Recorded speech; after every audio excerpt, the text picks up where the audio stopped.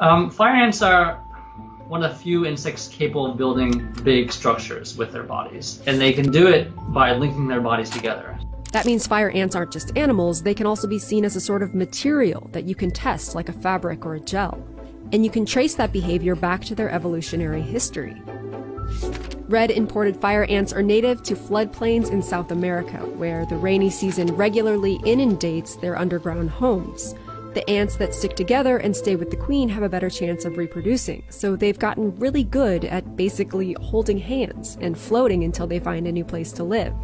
In the 1930s or 40s, shipping brought fire ants to the US, and they've spread across the southern states. Alabama officials are warning of something that, to me, is straight out of a nightmare. It's a pile of fire ants clustered together to survive. Now you can find this invasive species alongside roads in cities like Atlanta.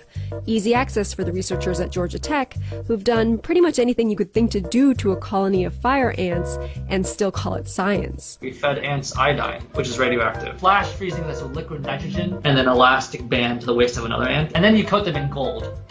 But that's just standard. They've created mathematical models to describe the ants' behavior, and they characterize the ant balls as a viscoelastic material, which means they have properties of both a fluid and a solid. They're a solid in that they're elastic. So, for example, if I take a spring, you squish it, it'll give you back the energy. But they also act like a viscous fluid when under stress, breaking and reforming links to dissipate energy in a way that resembles a slow flow. And that's basically how fluids work. They have very small and weak bonds everywhere, like water has these hydrogen bonds. It's because the bonds can break and then reheal really easily. You can see this happening when they're dropped in water. Within a few minutes, they've spread out like a drop of dye.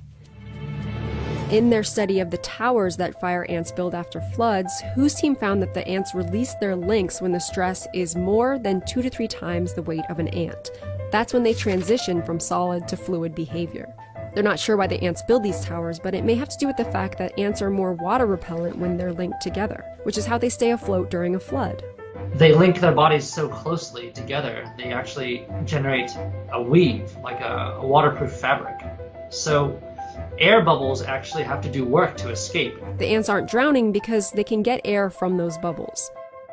What's so incredible about swarming animals is that there's no leader directing the colony to do this, and that sort of decentralized collective action may be a model for future technologies. Modular robotics has been the dream of roboticists, and they're still working on it. But these ants have had a couple million years, and robotics has only been around for 40. So I think robots that really do act like a fluid and like a solid. I'm hoping that this work will inspire more people to pursue that kind of thing.